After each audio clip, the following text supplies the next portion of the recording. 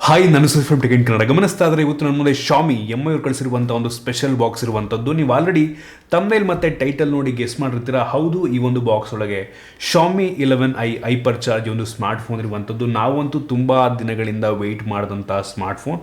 Speciality already ಗೊತ್ತಿರುತ್ತೆ, 120 ವ್ಯಾಟ್ನ charger ಆಯಿತಾ. So ನಾನಂತೂ ಹೆವಿ ಎಕ್ಸೈಟ್ ಆಗಿದ್ದೀನಿ. ಸೊ ಮೊದಲನೇದಾಗಿ ಈ ಒಂದು ಸ್ಪೆಷಲ್ ಅನ್ಬಾಕ್ಸನ್ನು ಮಾಡೋಣ. ಗಮನಿಸ್ತಾ ಇದ್ರೆ ಈ ಒಂದು ಬಾಕ್ಸ್ ಈ ರೀತಿ ನೋಡ ಸಿಗ್ತಾ ಇರುವಂಥ ಒಂದು ಬಾಕ್ಸನ್ನು ಓಪನ್ ಮಾಡಿದ ತಕ್ಷಣ ಇದರೊಳಗಡೆ ಒಂದು ಯೂಸರ್ ಮ್ಯಾನ್ಯುವಲ್, ಒಂದು ರೀತಿ ಕ್ಯಾಟ್ಲಾಗ್ ಅಂತ ಅನ್ಬೋದು.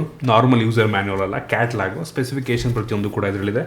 ಅದರ ನಂತರ ಇನ್ನೊಂದೇನೋ ಕಾರ್ಡ್ ಥರ ಕೊಟ್ಟಿದ್ದಾರೆ. ಸೊ 108 MP ಕ್ಯಾಮ್ರಾ ಅಂತ, Xiaomi 11i ಸೀರೀಸ್. ಹೌದು, ಈ ಒಂದು ಫೋನ್ನ ಜೊತೆಗೆ Xiaomi 11i 5G ಮತ್ತು Xiaomi 11i Hypercharge ಅಂತ 2 ವೇರಿಯಂಟಲ್ಲಿ ಲಾಂಚ್ ಮಾಡ್ತವ್ರೆ. ಇದ್ರ ಬಗ್ಗೆ ಆಮೇಲೆ ಮಾತನಾಡ್ತೀನಿ. ಇದಾದ ನಂತರ ಈ ಒಂದು ಬ್ಯಾಂಬೂ ಬಿದಿರಿಂದು ಒಂದು ಸ್ಟ್ಯಾಂಡ್ ರೀತಿ ಕೊಟ್ಟವ್ರೆ. ಸೊ ಚೆನ್ನಾಗಿದೆ ಫೋನ್ ಇಟ್ಕೊಳ್ಳೋದಕ್ಕೆ, ಸುಮ್ಮನೆ ನಿಲ್ಸಕ್ಕೆ ಬರೀ. ನಂತರ ಒಂದು ಟೈಮು, ಇದಕ್ಕೇನಂತಾರೆ ಗೊತ್ತಿಲ್ಲ ನನಗೆ, ಆಯಿತಾ. ಸೊ ಇದನ್ನು ಕೊಟ್ಟಿರೋ ರೀಸನ್ ಏನಪ್ಪ ಅಂತ ಅಂದರೆ, ತುಂಬ ಫಾಸ್ಟಾಗಿ ಇದು ಚಾರ್ಜ್ ಆಗುತ್ತೆ ಅನ್ನೋ ರೀತಿ ಅಡ್ವರ್ಟೈಸ್ ಮಾಡೋದಕ್ಕೆ ಇದನ್ನು ಕೊಟ್ಟವ್ರೆ. ಸೊ ಮೋಸ್ಟ್ಲಿ ಹಳೆಯ ಕಾಲದಲ್ಲಿ ಟೈಮನ್ನು ಇದರಲ್ಲೇ ನೋಡ್ತಾಯಿದ್ರು ಅಂತ ಅನ್ಕೋತೀನಿ, ಸ್ಟಾಪ್ ವಾಚ್ ಥರ. ನಂತರ ಡೈರೆಕ್ಟಾಗಿ ಈ ಒಂದು ಸ್ಮಾರ್ಟ್ ಫೋನ್ನ ಬಾಕ್ಸ್ ನಿಮಗೆ ಸಿಗ್ತಾ ಇರುವಂಥದ್ದು Xiaomi 11i 5G Hypercharge. Actually ಈ ಒಂದು ಫೋನ್ 2 ವೇರಿಯಂಟಲ್ಲಿ ಲಾಂಚ್ ಆಗ್ತಿರುವಂಥದ್ದು, ಆಯಿತಾ. Xiaomi 11i 5G ಮತ್ತು Hypercharge ಅಂತ. ನಾರ್ಮಲ್ 11i 5G ಏನಿದೆ ಅದಕ್ಕೂ ಮತ್ತು ಈ ಒಂದು Hyperchargeಗೂ ಮೇಜರ್ ಡಿಫ್ರೆನ್ಸ್ ಏನೂ ಇಲ್ಲ. ಆ ಒಂದು ನಾರ್ಮಲ್ 11i ನಿಮಗೆ ಕೇವಲ 67 ವ್ಯಾಟ್ನ ಚಾರ್ಜರ್ ಸಿಕ್ಕರೆ, ಇದರಲ್ಲಿ ನಿಮಗೆ 120 ವ್ಯಾಟ್ನ ಚಾರ್ಜರ್ ಸಿಗ್ತಾ ಇರುವಂಥದ್ದು. ಮತ್ತು ಆ ಒಂದು 11i ಸ್ವಲ್ಪ ಬ್ಯಾಟ್ರಿ ದೊಡ್ಡದಾಗಿರುವಂಥದ್ದು, ಸುಮಾರು ಒಂದು 5300 mAh ಕೆಪಾಸಿಟಿ. ಇದರಲ್ಲಿ ಕೇವಲ 4500 mAh ಕೆಪಾಸಿಟಿ. ಅದು ಬಿಟ್ಟರೆ ಬೇರೆ ಯಾವ ಡಿಫ್ರೆನ್ಸು ಇಲ್ಲ, ಆಯಿತಾ. ಸೊ ಈ ಒಂದು ಫೋನ್ನ ಅನ್ಬಾಕ್ಸ್ ಮಾಡೋದಕ್ಕಿಂತ ಮುಂಚೆ ನೀವು ನಮ್ಮ tech in Kannada YouTube channel subscribe ಮಾಡ್ಕೊಂಡಿಲ್ಲ ಅಂತ ಅಂದರೆ ಇಲ್ಲಿ ಸಬ್ಸ್ಕ್ರೈಬ್ ಮಾಡೋದು ಬೆಲ್ ಐಕಾನ್ ಕೂಡ ಕ್ಲಿಕ್ ಮಾಡ್ಬೋದು. ಓಕೆ, ಇದೀಗ ಈ ಒಂದು ಫೋನ್ನ ಬಾಕ್ಸನ್ನು ಓಪನ್ ಮಾಡೋಣ. ಆ್ಯಕ್ಚುಲಿ ಈ ಒಂದು ಫೋನ್ನ ಬಾಕ್ಸ್ ಏನಿದೆ, ಇದುವರೆಗೂ ನಾನು ಅನ್ಬಾಕ್ಸ್ ಮಾಡಿರುವಂಥ ಫೋನ್ಗಳಲ್ಲಿ one of the heaviest phone. ಇದಕ್ಕಿಂತ ವೆಯ್ಟ್ ಆಗಿರುವಂಥ ಫೋನ್ ಇದುವರೆಗೂ ಅನ್ಬಾಕ್ಸ್ ಮಾಡಿದ. ಸಖತ್ತು ವೆಯ್ಟ್ ಆಗಿದೆ ಬಾಕ್ಸ್ ಮಾತ್ರ. ಏನಕ್ಕೆ ಅಂದರೆ ಆಬ್ವಿಯಸ್ಲಿ 120 ವ್ಯಾಟ್ ಚಾರ್ಜರ್ ಕೊಟ್ಟವ್ರು. ಅದರಿಂದ ಈ ಒಂದು ಬಾಕ್ಸನ್ನು ಓಪನ್ ಮಾಡಿದ ತಕ್ಷಣ ಇದರೊಳಗಡೆ ನಿಮಗೆ ಇನ್ನೊಂದು ಸಣ್ಣ ಬಾಕ್ಸ್ ಸಿಗ್ತಾ ಇರುವಂಥದ್ದು. ಅದರಲ್ಲಿ ನಿಮಗೆ ಒಂದು ಸಿಮ್ ಎಜೆಕ್ಷನ್ ಪಿನ್ನು ಮತ್ತು user manual, quick start guide ಮತ್ತು ವಾರಂಟಿ ಕಾರ್ಡ್ ಮತ್ತೊಂದು ಟ್ರಾನ್ಸ್ಪರೆಂಟ್ ಬ್ಯಾಕ್ ಕವರ್ ಕೂಡ ಕೊಟ್ಟಿದ್ದಾರೆ. ಒಂದು ಒಳ್ಳೆ ಕ್ವಾಲಿಟಿಯ TPU ಆಗಿರುವಂಥದ್ದು. ನಂತರ ಈ ಒಂದು ಫೋನ್ ಡೈರೆಕ್ಟಾಗಿ ನೋಡೋಕೆ ಸಿಗ್ತಾ ಇರುವಂಥದ್ದು. ಲಿಟ್ರಲಿ ಫಸ್ಟ್ ಲುಕ್ಕಲ್ಲಿ ತುಂಬ ಪ್ರೀಮಿಯಂ ಅಂತ ಅನ್ನಿಸ್ತಾ ಇದೆ. ಒಂದು ಲೆವೆಲಿಗೆ ಲೈಟ್ ವೆಯ್ಟ್ ಕೂಡ ಇರುವಂಥದ್ದು. ಇದ್ರ ಬಗ್ಗೆ ಆಮೇಲೆ ಮಾತನಾಡ್ತೀನಿ. ಇದನ್ನು ಬಿಟ್ಟರೆ ಈ ಒಂದು ಬಾಕ್ಸ್ ಒಳಗೆ 120 ವ್ಯಾಟ್ನ ಚಾರ್ಜಿಂಗ್ ಅಡಾಪ್ಟರ್. ಲಿಟ್ರಲಿ ಹೆವಿ ಅಂದರೆ ಹೆವಿ ವೆಯ್ಟ್ ಇರುವಂಥದ್ದು. ಕಾಂಪ್ಯಾಕ್ಟ್ ಆಗಿದೆ, ಒಪ್ಕೋತೀನಿ, ಆಯಿತಾ. ತುಂಬ ಸಣ್ಣ ಇರುವಂಥದ್ದು, ಆದರೆ ಲಿಟ್ರಲಿ ಹೆವಿ ವೆಯ್ಟ್ ಇದೆ, ಸಖತ್ ವೆಯ್ಟ್ ಇರುವಂಥದ್ದು. 120 ವ್ಯಾಟ್ ಅಲ್ವಾ, ಇನ್ನೇನು. ಮತ್ತು ಇನ್ನೊಂದು type C charging cable, data cable, type A ಇಂದ ಟೈಪ್ ಸಿ. ಸೊ 120 ವ್ಯಾಟ್ ಅಂತಂದ್ರೆ ಒಂದು ಒಳ್ಳೆ ಕ್ವಾಲಿಟಿಯ ಕೇಬಲ್ನೇ ಕೊಟ್ಟಿದ್ದಾರೆ. ಇದನ್ನು ಬಿಟ್ಟರೆ ಬೇರೇನು ಸಹ ನಿಮಗೆ ಒಂದು ಬಾಕ್ಸ್ ಒಳಗೆ ಸಿಗ್ತಾರೆ. ನಾವು ಡೈರೆಕ್ಟಾಗಿ ಒಂದು ಸ್ಮಾರ್ಟ್ ಫೋನಿಗೆ ಬಂತು ಅಂತಂದರೆ ಗಮನಿಸ್ತಾ ಇದ್ದೀರಾ, ಈ ರೀತಿ ನೋಡೋಕೆ ಸಿಗ್ತಾ ಇರುವಂಥದ್ದು. ಲುಕ್ ವೈಸ್ ಅಂತೂ ತುಂಬ ಸಖತ್ತಾಗಿದೆ, ಶೈನಿ ಆಗಿರುವಂಥದ್ದು ಹಿಂದ್ಗಡೆಯಿಂದ.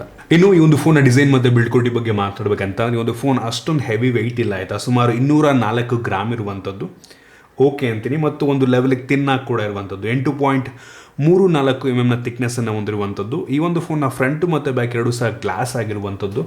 ಸೊ ಒಂದು ಒಳ್ಳೆಯ ವಿಷಯ. ಫ್ರಂಟಲ್ಲಿರುವಂಥದ್ದು ಗುರಿಲ್ಲಾ ಗ್ಲಾಸ್ 5, ಹಿಂದ್ಗಡೆ ಯಾವ ಗ್ಲಾಸ್ ಅಂತ ಸ್ಪೆಸಿಫೈ ಮಾಡಿಲ್ಲ.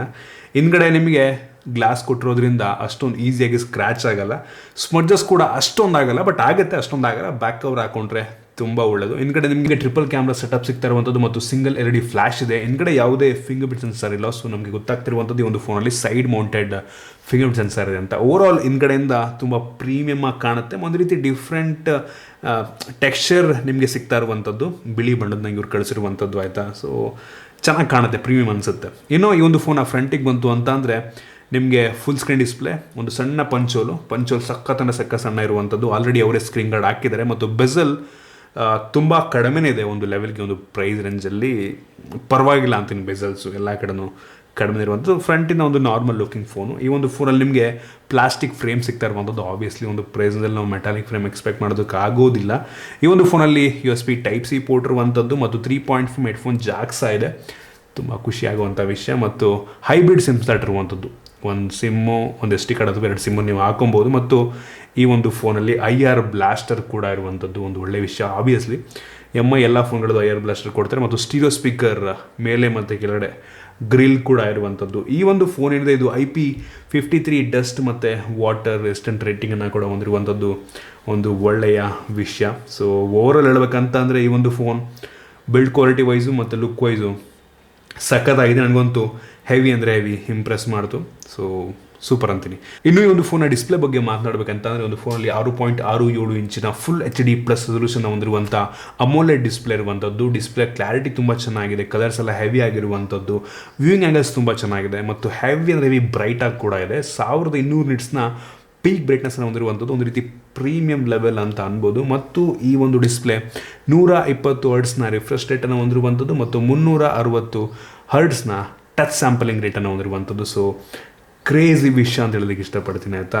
ಈ ಒಂದು ಡಿಸ್ಪ್ಲೇ 10 ಬಿಟ್ ಕಲರ್ಸನ್ನು ಪ್ರೊಡ್ಯೂಸ್ ಮಾಡಿದ್ರೆ ಇನ್ನೂ ಸಕ್ಕತ್ತಾಗಿರ್ತಾ ಇತ್ತು. MIಯಲ್ಲೇ ಈ ಪ್ರೈಸನ್ಸ್ಗೆಲ್ಲ 10 ಬಿಟ್ ಡಿಸ್ಪ್ಲೇ ಸಿಕ್ಬಿಡುತ್ತೆ, ಕೊಡ್ಬೋದಾಗಿತ್ತು. ಬಟ್ ಇದು ಕೂಡ ಸಖತ್ತಾಗಿರುವಂಥದ್ದು, ಪ್ರತಿಯೊಂದು ಚೆನ್ನಾಗಿದೆ. ರಿಫ್ರೆಶ್ ರೇಟ್ ಸೂಪರ್, ಡಿಸ್ಪ್ಲೇ ಅಮೋಲೆಡ್ ಪ್ರತಿಯೊಂದು ಚೆನ್ನಾಗಿರುವಂಥದ್ದು. ಇನ್ನು ಈ ಒಂದು ಫೋನ್ನ ರ್ಯಾಮ್ ಮತ್ತು ಸ್ಟೋರೇಜ್ ಬಗ್ಗೆ ಮಾತನಾಡಬೇಕಂತ ಅಂದರೆ ಈ ಒಂದು ಫೋನ್ನ ವೇರಿಯಂಟಲ್ಲಿ ಬೇಸ್ ವೇರಿಯಂಟು 6GB ರ್ಯಾಮ್ನ ಜೊತೆಗೆ ಬರ್ತಾ ಇರುವಂಥದ್ದು. ಇದು LPDDR4X ರ್ಯಾಮ್ ಆಗಿರುವಂಥದ್ದು. 5X ರ್ಯಾಮ್ ಕೊಟ್ಟಿದ್ರೆ ಬೆಂಕಿ ಇರ್ತಾ ಇತ್ತು. 25,000 ಪ್ರೈಸ್ ರೇಂಜಲ್ಲಿ ಒಂದು ಫೋನ್ ತಗೋತಾ ಇದ್ದೀವಿ ಅಂತ ಅಂದರೆ ರೀಸೆಂಟ್ ಡೇಸಲ್ಲಿ 5X ಕೊಡ್ಬೋದಾಗಿತ್ತು. ಮತ್ತು ಸ್ಟೋರೇಜ್ ಬಂದ್ಬಿಟ್ಟು UFS 2.2 ಸ್ಟೋರೇಜ್ ಆಯಿತಾ. ಇತ್ತೀಚಿನ ದಿನಗಳಲ್ಲಿ 13-14 ಸಾವಿರಕ್ಕೆಲ್ಲ UFS 2.2 ಸ್ಟೋರೇಜ್ ಸಿಗುತ್ತೆ. ಇವರು 25,000ಕ್ಕೂ 15 ಕೊಟ್ಟರೆ ಸ್ವಲ್ಪ ಬೇಜಾರಾಗುತ್ತೆ. 3.1 ಕೊಡ್ಬೋದಾಗಿದೆ. UFS 2.0 ಕೂಡ ಚೆನ್ನಾಗಿದೆ ಆಯಿತಾ. ಹೆವಿ ಸ್ಪೀಡಾಗಿ ಅಪ್ಲಿಕೇಶನ್ಗಳು ಇನ್ಸ್ಟಾಲ್ ಆಗ್ತವೆ, ಲೋಡ್ ಆಗುತ್ತೆ, ಕಾಪಿ ಪೇಸ್ಟ್ ಎಲ್ಲ ಫಾಸ್ಟಾಗಿ ಆಗುತ್ತೆ. ಬಟ್ ಸ್ಟಿಲ್ ನೀಡ್ಬೋದಾಗಿತ್ತು. ಸೊ ಓಕೆ ಅಂತೀನಿ. ಇನ್ನು ಈ ಒಂದು ಫೋನ್ನ ಪ್ರೋಸರ್ ಬಗ್ಗೆ ಮಾತನಾಡಬೇಕಂತ ಅಂದರೆ ಒಂದು ಫೋನಲ್ಲಿ MediaTek ಇಂದು ಡೈಮೆನ್ಸಿಟಿ 920 920 ಪ್ರೋಸರ್ ಇರುವಂಥದ್ದು. ಇದು ತುಂಬ ಪವರ್ಫುಲ್ ಆಗಿರುವಂಥ ಪ್ರೋಸರ್. ನಾನು ಅಂಥದ್ದು ಬೆಂಚ್ ಮಾಡಿ ಚೆಕ್ ಮಾಡಿದಂಗೆ ಸುಮಾರು 4,30,000ದಿಂದ 4,40,000 ತನಕ ರೇಟಿಂಗನ್ನು ಕೊಡಬಲ್ಲಂಥ ಸಾಮರ್ಥ್ಯವನ್ನು ಹೊಂದಿರುವಂಥದ್ದು. ಆಲ್ಮೋಸ್ಟ್ ಪ್ರತಿಯೊಂದು ಗೇಮನ್ನು ಆಲ್ಮೋಸ್ಟ್ ಹೈ ಸೆಟ್ಟಿಂಗಲ್ಲಿ ಆಡ್ಕೊಬೋದು. ನಾನು PUBGನ ಕೂಡ ಟ್ರೈ ಮಾಡಿ ನೋಡಿದ್ರೆ ತುಂಬ ಸ್ಮೂತಾಗಿ ಕೆಲಸವನ್ನು ಮಾಡ್ತಿರುವಂಥದ್ದು, ಎಲ್ಲೂ ಕೂಡ ಲ್ಯಾಗಿ ಅಂತ ಅನ್ನಿಸ್ತಿಲ್ಲ. ನೀವು ಎಕ್ಸ್ಟ್ರೀಮ್ ಗ್ರಾಫಿಕ್ಸಲ್ಲಿ ಇದನ್ನು ಆಡ್ಕೊಬೋದು. ಸೊ ಒಂದು ಒಳ್ಳೆಯ ವಿಷಯ ಅಂತ ಹೇಳೋದಕ್ಕೆ ಇಷ್ಟಪಡ್ತೀನಿ. ಡೇ ಟು ಟಾಸ್ಕ್ ಮಾಡೋದಕ್ಕೆ ಯಾವುದೇ ತೊಂದರೆ ಆಗೋದಿಲ್ಲ. ಇದೊಂದು ರೀತಿ ಹೈಯರ್ ಲೋ ಎಂಡ ಅಂದರೆ ಒಂದು ರೀತಿ ಹೆವಿ ಹೈ ಎಂಡ್ ಪ್ರೋಸರ್ ಅನ್ನಂಗೂ ಇಲ್ಲ, ಮಿಡ್ ಎಂಡ್ ಪ್ರೋಸರ್ ಅನ್ನಂಗಿಲ್ಲ, ಅದರ ಮಧ್ಯೆ ಬರುತ್ತೆ. ಸೊ ತುಂಬ ಒಳ್ಳೆ ಪ್ರೋಸರ್ ಆಗಿರುವಂಥದ್ದು. ಈ ಪ್ರೈಸ್ ರೇಂಜಿಗೆ ಇನ್ನೂ ಒಳ್ಳೆ ಪ್ರೋಸರ್ ನಿಮ್ಗೆ ಸಿಗುತ್ತೆ. ಇದಕ್ಕಿಂತ ಪವರ್ಫುಲ್ ಆಗಿರುವಂಥ ಪ್ರೋಸರ್ ಹೊಂದಿರುವಂಥ ಫೋನೇ ಸಿಗ್ತವೆ ಆಯಿತಾ. ಇದು ಪರವಾಗಿಲ್ಲ ಅಂತೀನಿ ಪ್ರೈಸ್ ರೇಂಜಿಗೆ. ಸೊ ಕೊಟ್ಟಿದ್ರೆ ಇನ್ನೂ ಹೆವಿ ಪವರ್ಫುಲ್ ಆಗಿರುವಂಥದ್ದನ್ನು 860 ಪ್ರೋಸರ್ ಕೊಟ್ಟಿದ್ರೆ ಸ್ನ್ಯಾಪ್ಡ್ರ್ಯಾಗನ್ನಿಂದು ಬೆಂಕಿ ಇರ್ತಾಯಿತ್ತು. ಬಟ್ ಇದು ಕೂಡ ತುಂಬ ಪವರ್ಫುಲ್ ಆಗಿರೋಂಥ ಪ್ರೋಸರ್. ಆಲ್ಮೋಸ್ಟ್ ಪ್ರತಿಯೊಂದು ಟಾಸ್ಕನ್ನು ಗೇಮ್ಗಳನ್ನು ಇದರಲ್ಲಿ ಒಂದು ಲೆವೆಲ್ಗೆ ಹೈ ಸೆಟ್ಟಿಂಗಲ್ಲೇ ಆಡ್ಕೊಬೋದು. ಇನ್ನು ಈ ಒಂದು ಫೋನ್ನ ಕ್ಯಾಮ್ರಾ ಬಗ್ಗೆ ಮಾತನಾಡಬೇಕಂತ ಅಂದರೆ ಒಂದು ಫೋನಲ್ಲಿ ರೇರಲ್ಲಿ ಟ್ರಿಪಲ್ ಕ್ಯಾಮ್ರಾ ಇರುವಂಥದ್ದು. ಅದರಲ್ಲಿ ಮೇನ್ ಸೆನ್ಸರ್ 108 ಮೆಗಾಪಿಕ್ಸೆಲ್ನ ಮೇನ್ ಸೆನ್ಸರ್. ಇದು ಸ್ಯಾಮ್ಸಂಗ್ ಎಂದು HM2 ಸೆನ್ಸರ್ ಆಗಿರುವಂಥದ್ದು, 1.8 ಅಪರ್ಚರು. ಸೊ ಇದು ಲೋ ಲೈಟಲ್ಲಿ ಒಂದು ಡೀಸೆಂಟ್ ಫೋಟೋನ ಪ್ರೊಡ್ಯೂಸ್ ಮಾಡುತ್ತೆ. ನಾನು ಚೆಕ್ ಮಾಡ್ದಂಗೆ ಔಟ್ಡೋರ್ ಫೋಟೋಸ್ ಎಲ್ಲ ಸಖತ್ತಾಗಿ ಬರುತ್ತೆ, ಇಂಡೋರ್ ಒಂದು ಲೆವೆಲಿಗೆ ಚೆನ್ನಾಗಿ ಬರುತ್ತೆ ಆಯಿತಾ. ನನಗೆ ಈ ಒಂದು ಪ್ರೈಸ್ ರೇಂಜ್ಗೆ ಇನ್ನೂ ಇಂಪ್ರೂವ್ ಆಗ್ಬೋದಾಗಿತ್ತು ಅನ್ನಿಸ್ತು. ನನಗೆ ಸ್ಯಾಟಿಸ್ಫೈ ಮಾಡೋದು ತುಂಬ ಕಷ್ಟ ಬ್ರ್ಯಾಂಡ್ಗಳಿಗೆ. ನನಗೆ ಆ ಒಂದು ಸ್ಯಾಟಿಸ್ಫ್ಯಾಕ್ಷನ್ ಸಿಗೋದು ತುಂಬ ಕಷ್ಟ ಆಯಿತಾ.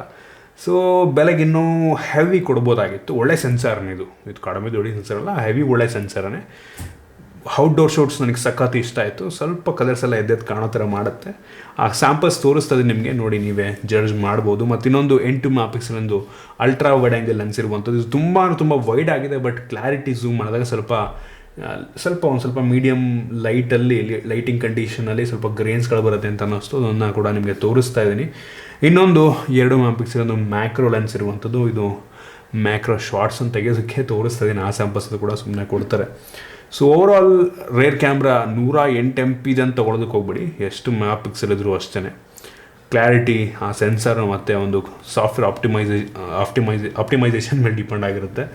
ಮತ್ತು ಆ ಒಂದು ಪ್ರೋಸೆಸರ್ ಯಾವ ರೀತಿಯ ಫೋಟೋನ ಪ್ರೋಸೆಸ್ ಮಾಡುತ್ತೆ ಅದ್ರ ಮೇಲೆ ಡಿಪೆಂಡ್ ಆಗಿರುತ್ತೆ. ಸೊ ಆ ಸ್ಯಾಂಪಲ್ಸ್ ನೋಡಿ ನೀವೇ ಜಡ್ಜ್ ಮಾಡ್ಕೊಬೋದು. ಇನ್ನು ಫ್ರಂಟ್ ಕ್ಯಾಮ್ರಾಗೆ ಬಂತು ಅಂತಂದರೆ 16 ಮೆಗಾಪಿಕ್ಸೆಲ್ನ ಫ್ರಂಟ್ ಕ್ಯಾಮ್ರಾ ಇರುವಂಥದ್ದು. ಇದು ತೆಗೆಯುವಂಥ ಫೋಟೋ ನಾನು ನಿಮಗೆ ತೋರಿಸ್ತಾ ಇದ್ದೀನಿ. ಒಂದು ಡೀಸೆಂಟ್ ಅಂತೀನಿ ಆಯಿತಾ, ಕ್ರೇಜಿ ಇಂಪ್ರೆಸಿವ್ ಅಲ್ಲ. ಫೇಸ್ ಎಲ್ಲ ಒಂದು ರೀತಿ ಮೇಕಪ್ ಮಾಡ್ದಂಗೆ ಕಾಣ್ತಾ ಇದೆ. ಹೌದು, ಕ್ಲಾರಿಟಿ ಚೆನ್ನಾಗಿದೆ, ಆಯಿತಾ. ಚೆನ್ನಾಗಿ ಬರುತ್ತೆ, ಚೆನ್ನಾಗಿ ಕಾಣ್ತೀರಾ. ಬಟ್ ಓಕೆ ಅಂತೀನಿ ನಾನು. ಕ್ರೇಜಿ ಇಂಪ್ರೆಸಿವ್ ಇರುವಂಥ ಅನ್ನೋದು ನಾನು ಚೆನ್ನಾಗಿದೆ ಒಂದು ಲೆವೆಲ್ಗೆ. ಇನ್ನು ಈ ಒಂದು ಫೋನಲ್ಲಿ ರೇರ್ ವಿಡಿಯೋ 4K ರೆಸೊಲ್ಯೂಷನಲ್ಲಿ ಶೂಟ್ ಮಾಡಿದ್ರೆ ಫ್ರಂಟಲ್ಲಿ ನಿಮಗೆ ಫುಲ್ HD ವಿಡಿಯೋ ರೆಕಾರ್ಡನ್ನು ಮಾಡಬಲ್ಲಂಥ ಸಾಮರ್ಥ್ಯವನ್ನು ಹೊಂದಿರುವಂಥದ್ದು 4K ಫ್ರಂಟಲ್ಲೂ ಕೂಡ ನೀಡ್ಬೋದಾಗಿತ್ತು ನನಗನ್ನಿಸ್ದಂಗೆ. ಸೊ ಆ ಒಂದು ಕ್ಯಾಮ್ರಾ ಕ್ಲಾರಿಟಿ ನಾನು ಡೀಸೆಂಟ್ ಅಂತೀನಿ ಆಯಿತಾ. ಸೊ ಹೆವಿ ಇಂಪ್ರೆಸಿವ್ ಅನ್ನಲ್ಲ, ಡೀಸೆಂಟ್ ಅಂತೀನಿ, ಅದನ್ನು ಕೂಡ ನಿಮಗೆ ತೋರಿಸ್ತಾ ಇದ್ದೀನಿ. ಇನ್ನು ಸೆಕ್ಯೂರಿಟಿ ಬಗ್ಗೆ ಮಾತನಾಡಬೇಕಂತಂದರೆ ಒಂದು ಫೋನಲ್ಲಿ ಸೈಡ್ ಮೌಂಟೆಡ್ ಫಿಂಗರ್ ಸೆನ್ಸರ್ ತುಂಬ ಫಾಸ್ಟಾಗಿರುವಂಥದ್ದು, ಡೌಟೇ ಇಲ್ಲ. ಹೆವಿ ಫಾಸ್ಟಾಗಿ ಅನ್ಲಾಕ್ ಮಾಡುತ್ತೆ ಮತ್ತು ಫೇಸ್ ಅನ್ಲಾಕ್ ಕೂಡ ಇದೆ. ಆಬ್ವಿಯಸ್ಲಿ MI ಫೋನೆಲ್ಲ ಯೂಶ್ವಲಿ ತುಂಬ ಫಾಸ್ಟಾಗಿ ಕೆಲಸ ಮಾಡುತ್ತೆ, ನೋಡ್ತಾ ಇದ್ದೀರಾ, ಸಖತ್ ಫಾಸ್ಟು. ಇನ್ನು ಬ್ಯಾಟ್ರಿ ಬಗ್ಗೆ ಮಾತನಾಡಬೇಕಂತಂದರೆ ಈ ಒಂದು ಫೋನಲ್ಲಿ ಹೈಪರ್ ಚಾರ್ಜಲ್ಲಿ ನಿಮಗೆ 4,500 mAh ಕೆಪಾಸಿಟಿಯ ಬ್ಯಾಟ್ರಿ ಸಿಗ್ತಾ ಇರುವಂಥದ್ದು. ಸೊ ಒಂದು ಸ್ಪೆಷಾಲಿಟಿ ಏನಪ್ಪ ಅಂತಂದರೆ ಈ ಒಂದು ಬಾಕ್ಸ್ ಒಳಗೆ 120 ವ್ಯಾಟ್ನ ಚಾರ್ಜರ್ನ ಕೊಟ್ಟಿದ್ದಾರೆ. ಸೊ ಕ್ರೇಜಿ ವಿಷಯ. ನಾನು ಇದನ್ನು ಚಾರ್ಜ್ ಮಾಡ್ದಂಗೆ ಸುಮಾರು ಒಂದು 22 ನಿಮಿಷದಲ್ಲಿ ಈ ಒಂದು ಫೋನ್ನ ಫುಲ್ ಚಾರ್ಜ್ ಮಾಡ್ತು.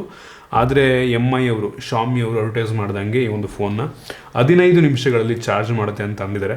ಬಟ್ ನಾನು ಇದನ್ನು ಚೆಕ್ ಮಾಡ್ದಂಗೆ ಸ್ಟಾರ್ಟಿಂಗ್ 50% ಹೆವಿ ಫಾಸ್ಟಾಗಿ ಅದನ್ನು ತೋರಿಸ್ತದೆ ನಿಮ್ಗೆ. 50% ಹೆವಿ ಫಾಸ್ಟಾಗಿ ಚಾರ್ಜ್ ಆಗಿಬಿಡುತ್ತೆ.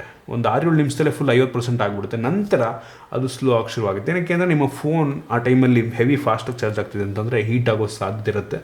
ಆ ಟೈಮಲ್ಲಿ ನಿಮ್ಮ ಫೋನು ಡ್ಯಾಮೇಜ್ ಆಗದೆ ಇರಲಿ ಅನ್ನೋ ಒಂದು ಕಾರಣಕ್ಕೆ ಅದನ್ನು ಅವರೇ ಸ್ಲೋ ಮಾಡ್ತಾರೆ. ಕೆಪಾಸಿಟಿ 120 ವ್ಯಾಟ್ ಹೆವಿ ಫಾಸ್ಟಾಗಿ ಚಾರ್ಜ್ ಮಾಡುತ್ತೆ, ಬಟ್ ಫೋನ್ ಹೀಟಾಗಿ ತೊಂದರೆ ಆಗಬಾರ್ದು ಅಂತ ಆಮೇಲೆ ಸ್ಲೋ ಮಾಡ್ತಾರೆ. ನಾನು ಚೆಕ್ ಮಾಡಿದಂಗೆ ಒಂದು 22-23 ನಿಮಿಷದಲ್ಲಿ ಈ ಒಂದು ಫೋನ್ ಫುಲ್ ಚಾರ್ಜ್ ಆಗ್ತಾ ಇದೆ. ಒಂದು ಒಳ್ಳೆಯ ವಿಷಯ ಅಂತೀನಿ.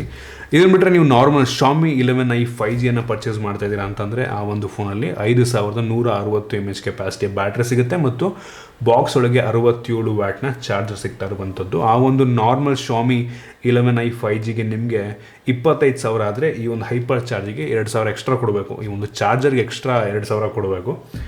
ಸೊ 27,000 ರೂಪಾಯಿ ಆಗುತ್ತೆ. ಸೊ ಯೋಚನೆ ಮಾಡಿ, ನಿಮಗೆ ಅದು ವರ್ತ್ ಅಂತ ಅನಿಸ್ತು ಅಂತ ಅಂದರೆ ಬೇಕಾದ್ರೆ ನೋಡಿ ನಿಮ್ಮಿದು. ಆ ನಾರ್ಮಲ್ ಫೋನೇನೆ 13 ನಿಮಿಷದಲ್ಲಿ 50% ಚಾರ್ಜ್ ಆಗುತ್ತೆ. ಸೊ ಹಂಗೆ ಅನ್ನಿಸ್ದಂಗೆ 220 ವ್ಯಾಟ್ನ ಅವಶ್ಯಕತೆ ಅಷ್ಟೊಂದಿಲ್ಲ ಅಂತ ಅನ್ಕೋತೀನಿ. ಸೊ ನಾರ್ಮಲ್ 11i 5Gನ ತಗೊಳ್ಳಿ, ಹೈಪರ್ ಚಾರ್ಜ್ನ ಅವಶ್ಯಕತೆ ಇಲ್ಲ ಅನ್ಕೋತೀನಿ. ಆ ಒಂದು ಫೋನನ್ನೇ 30 ನಿಮಿಷದಲ್ಲಿ ಫುಲ್ ಚಾರ್ಜ್ ಮಾಡಾಕತ್ತೆ ಅದನ್ನ.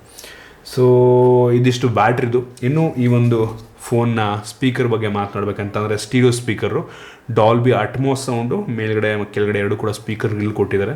ಸೊ ಸ್ಪೀಕರ್ನ ಕ್ಲಾರಿಟಿ ತುಂಬ ಚೆನ್ನಾಗಿದೆ ಮತ್ತು ಜೋರಾಗಿ ಕೂಡ ಕೇಳುತ್ತೆ. ಸೊ ಫೋನ್ ಲೆವೆಲಿಗೆ ಒಂದು ಒಳ್ಳೆಯ ಸ್ಪೀಕರ್ ಅಂತ ಅನ್ನಿಸ್ತು ನನಗೆ, ಸೂಪರ್ ಆಗಿರುವಂಥದ್ದು. ಇನ್ನು OSನ ಬಗ್ಗೆ ಮಾತನಾಡಬೇಕಂತಂದರೆ ಒಂದು ಫೋನಲ್ಲಿ Android 11ನ ಬೇಸ್ ರನ್ ಆಗ್ತಿರುವಂಥ MIUI ಇರುವಂಥದ್ದು. MIUI ನೀವೆಲ್ಲರೂ ಕೂಡ ನೋಡೇ ಇರ್ತೀರ. ಸೊ ಇದು ಅಷ್ಟೊಂದು ಸ್ಟಾಕ್ ಎಂಡ್ ರೀತಿ ಅನಿಸಲ್ಲ, ಥೀಮ್ಡ್ OS. ಸೊ ಸ್ಮೂತಾಗಿ ಒಂದು ಕೆಲಸ ಮಾಡುತ್ತೆ.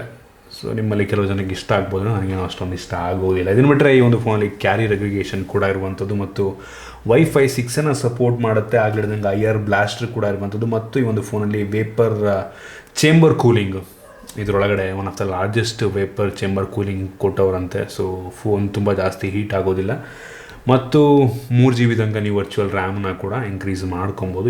ಇತ್ತೀಚಿನ ದಿನಗಳಲ್ಲಿ ಎಲ್ಲ ಫೋನಲ್ಲೂ ಈ ಒಂದು ವರ್ಚುವಲ್ ರ್ಯಾಮ್ನೆಲ್ಲ ಕೊಡ್ತಾ ಇದ್ದಾರೆ, ಇದರಲ್ಲೂ ಕೊಟ್ಟಿದ್ದಾರೆ. ಗೊತ್ತಿಲ್ಲ ಎಷ್ಟು ಯೂಸ್ ಆಗುತ್ತೆ ಅಂತ. ತೊಗೊಂಡ್ರೆ 8 GB ರ್ಯಾಮಿನ ತೊಗೊಂಬಿಡಿ. ಸೊ ಆ ಟೈಮಲ್ಲಿ ವರ್ಚುವಲ್ ರ್ಯಾಮ್ದೆಲ್ಲ ಅವಶ್ಯಕತೆ ಇರೋದಿಲ್ಲ.